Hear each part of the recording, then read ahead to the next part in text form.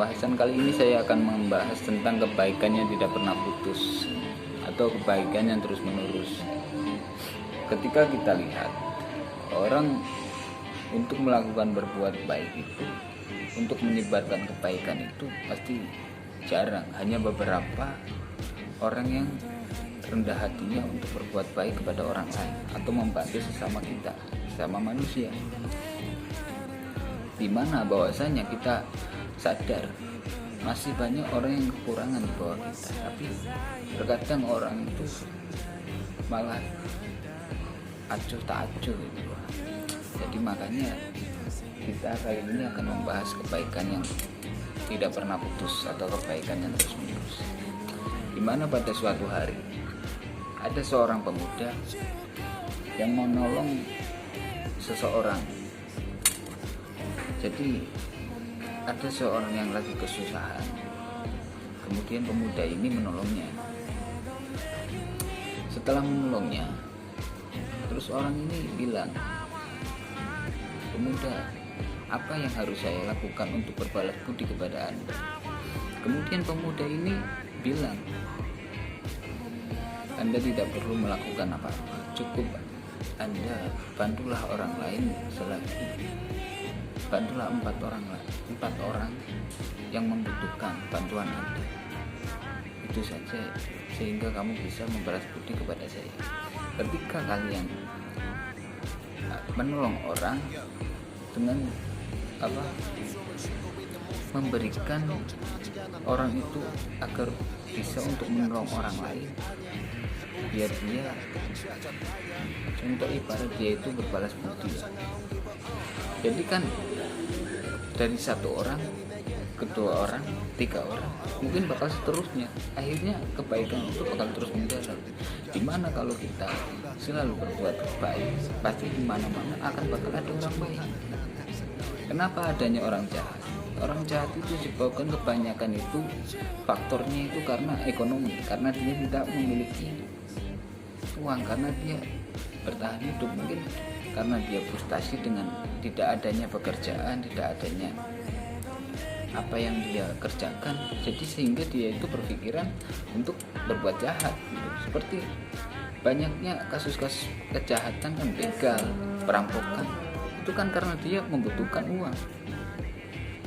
Itu makanya ketika kita berbuat baik sama orang lain, janganlah kau mengharapkan kebaikan orang lain, tapi kamu berikan kebaikan kamu terhadap orang lain. Makanya sebarkanlah kebaikan demi untuk kemaslahatan umat, demi untuk kemaslahatan kita sendiri. Kita ya diciptakan pasti kan ada pasangannya, makanya ada baik ada jahat. Pasti kita juga kadang tahulah mana itu yang baik dan mana yang jahat. Pasti sesuatu yang jahat itu bakal akhirnya yang tidak enak gitu loh. Jadi di mana orang jahat itu pasti ada faktor-faktor tertentu kenapa dia berbuat jahat, dan berbuat baik juga ada faktor-faktornya. Terkadang seseorang itu berbuat baik karena ada faktor tertentu. Dia mau dikenal orang lain, contoh dia mau diakui orang lain bahwasannya dia itu orang baik kan gitu. Orang jahat juga tidak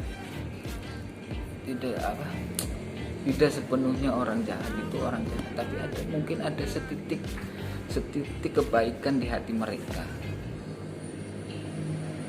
Hanya karena ada pikiran dan tekanan, dorongan untuk berbuat jahat, ada peluang kesempatan untuk berbuat jahat, sehingga orang itu berbuat jahat. Pasti di hati manusia itu sudah ditanamkan kebaikan dan kejahatan, keburukan, tapi tergantung bagaimana cara kita untuk mengelolanya. Kita sudah dihadapkan pada pilihan, tapi kan kita juga yang memilih. Kamu memilih yang gak enak tapi akhirnya baik, atau milih yang enak tapi akhirnya gak baik gitu. Terkadang kita juga harus merasakan mana yang rasanya tak enak dan mana rasanya enak, sehingga kita tahu oh seperti ini rasanya yang nggak enak, oh seperti ini rasanya enak. Jadi kita tuh bisa memilih gitu loh, kita mau merasakan yang enak atau yang tidak enak, kan begitu ya. Makanya kesimpulannya adalah sebarkanlah kebaikan selagi kamu masih bisa, bantulah orang lain selagi kamu masih bisa membantu orang lain. Janganlah kamu membantu orang lain cuma karena ada hal tertentu atau kepentingan pribadi, karena kebaikan itu sungguh luar biasa, dimana kita itu bermanfaat bagi orang lain yang memang merasa kekurangan. Ya cukup sekian dan terima kasih.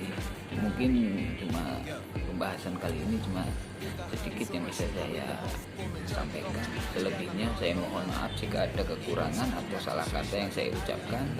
Wabillahi taufiq wal hidayah. Wassalamualaikum warahmatullahi wabarakatuh. Ya.